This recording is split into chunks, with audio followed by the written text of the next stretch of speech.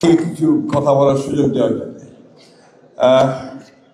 সুযোগবৃন্দ, আজকে যে বিষয়টি নিয়ে এখানে দীর্ঘক্ষণ আলোচনা হয়েছে, এই বিষয়টি মূলত গণমাধ্যমের স্বাধীনতা এবং সাংবাদিকদের সুরক্ষার বিষয়টা এখানে প্রধান গুরুত্ব পেয়েছে। আমাকে একটা মনে হয় যে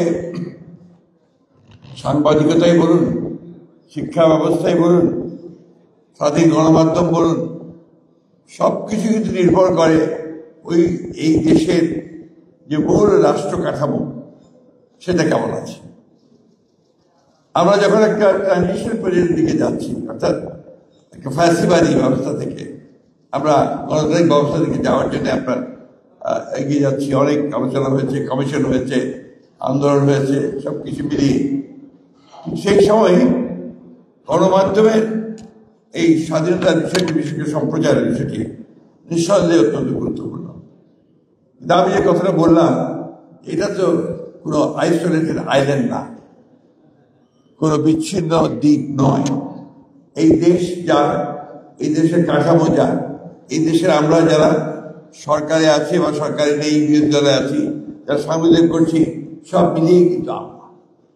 সেই জন্যই আমার কাছে মনে হয় যে শুধু সংস্কার যদি আমরা হৃদয়ে ধারণ না করি, মনের মধ্যে না নেই, পরিবর্তন করতে না চাই, তাহলে এইভাবে সংস্কার কতটুকু সম্ভব হবে আমি জানি না।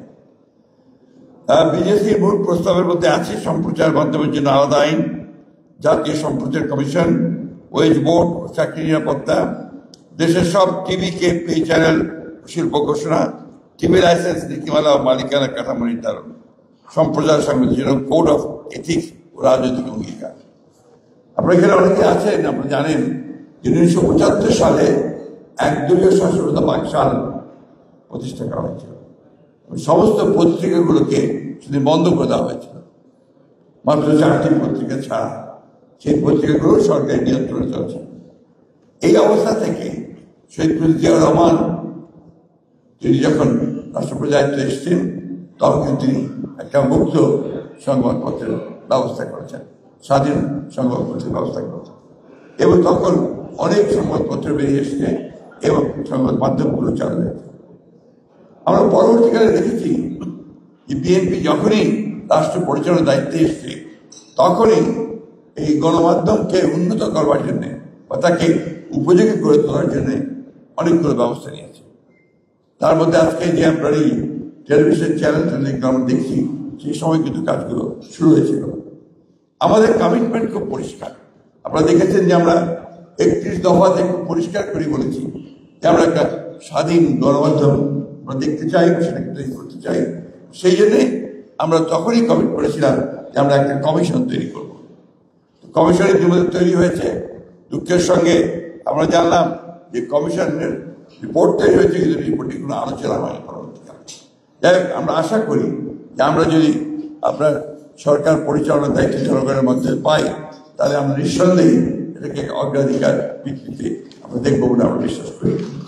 একটা কথা না বলেই পারছি না, সেটা হচ্ছে যে আপনাদের সাংবাদিকদের তো অনেকগুলো ইউনিয়ন আছে, বিএফইউজি, বিজেইউসি, আবার 2 দলের 2 ভাগ আছে, 3 ভাগ। নিজেরাই তো আপনারা দলীয় হয়ে যাচ্ছে। আজকে বাইম সাহেব যে কথা বললেন, রাজনৈতিক দলগুলো তো আপনার কাউকে পকেটের মধ্যে নিতে চায় না।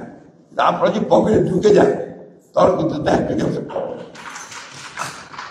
কারণ আমরা দেখছি তো যে আপনার গত 15 বছর কি হয়েছে। আমরা দেখেছি গত 15 বছর নিজেরাই উদ্যোগী হয়ে আপনারা ফ্যাসিলিটিকে সমর্থন করেছেন।